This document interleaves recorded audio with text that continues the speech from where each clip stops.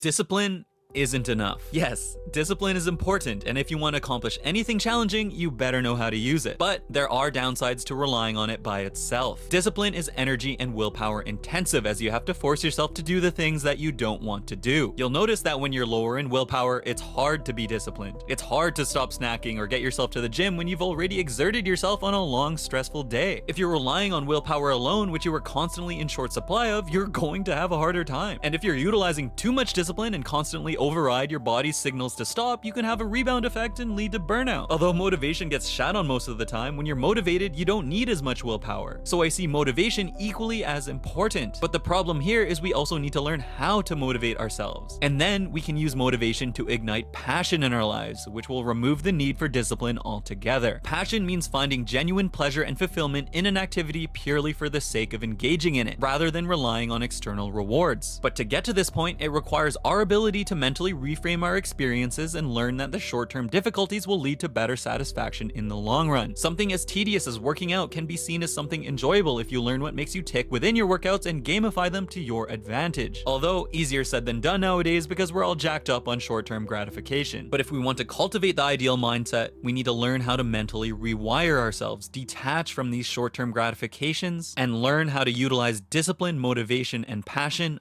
all in harmony.